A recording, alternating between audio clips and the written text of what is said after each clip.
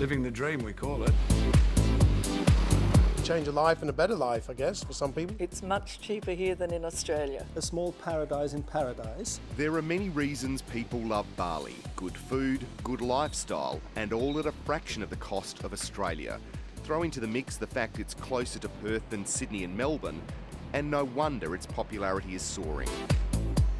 Bali's like a second home for many West Australians. 400,000 of us visit here every year. But for some people, a holiday's not enough. They're actually moving here to call Bali home. We'd been coming on holidays here for quite a few years, and when John sort of said, "Oh, let's go and live in Bali," and I thought, "Hey, why not?" We love it here and got no intentions of going too far. Well, thank you very much, Justine. Terima kasih. Thank you. Sekali? Yeah. Yeah, dingin. Cheers. Cheers. Good health. Cheers, cheers. John Taylor and his wife Annie moved up to Bali 3.5 years ago, renting out their Willetton home to help cover the cost of renting in Sanur. We rent our 3-bedroom villa here with a swimming pool and nice gardens, which cost us, say 13,000 Australian dollars. We have a full-time maid. We have a pool boy who comes in 2 or 3 times a week. We have a mosquito man that comes in 2 or 3 times a week. John and Annie have joined a growing number of retirees who are living a lifestyle they just couldn't afford back in Australia. We love the food here, we love the people, the culture. Just to be able to walk down on the beach, we're 2 minutes away from the beach.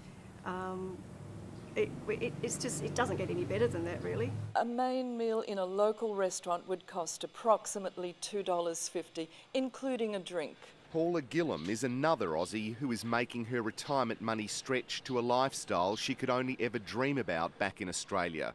Eating out all the time, a luxury home, and not forgetting staff.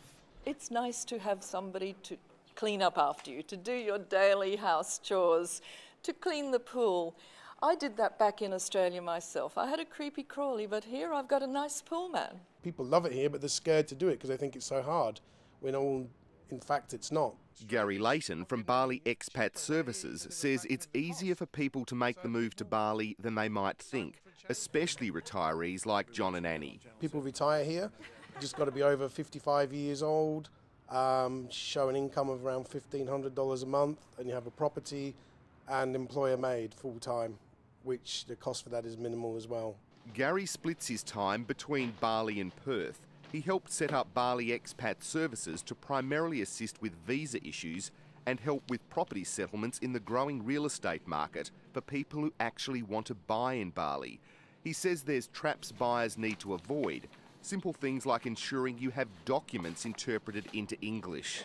Everything has to be legally checked. That's what we do with a property. Before you buy the property, there's the land check, a building license check, which is IMB, and the actual building, and make sure it's all owned by the correct people. Property ownership in Bali also operates differently to that in Australia, and you should seek advice about the market and conditions before jumping in. You have leasehold, you can lease for 25 years and lease the land and build a property.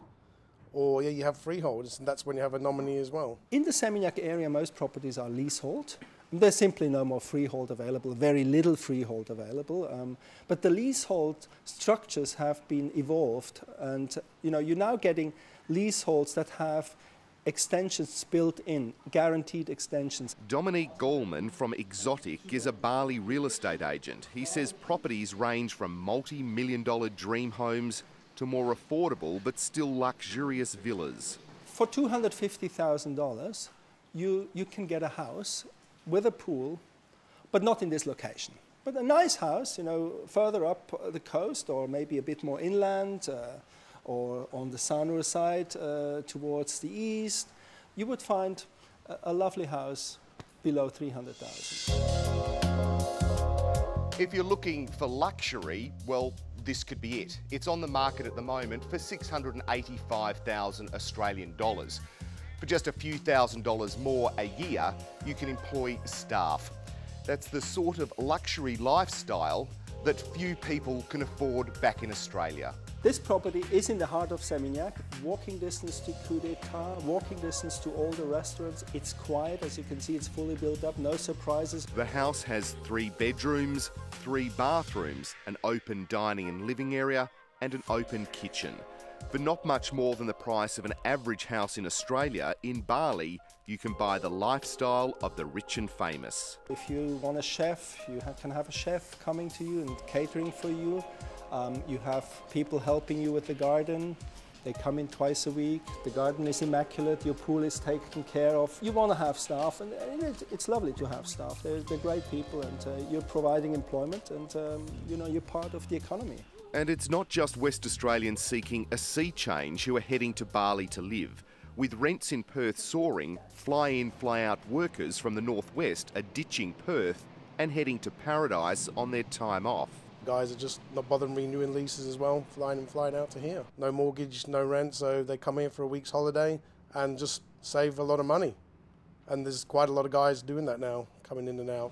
According to the Department of Foreign Affairs, around 7,500 Australians now live in Bali. Many more are believed to have holiday homes they visit regularly. I feel proud when people say, oh, you know, I don't think I could do that. I say, well, give it a shot, you know, like, we love it, you know, we're proof that we're doing it. And as I said, you know, I'm not mirrors person, I'm not going to look into it. We decided we were going to do it, we've done it, couldn't be happier. It's a lot easier than what people would have you believe.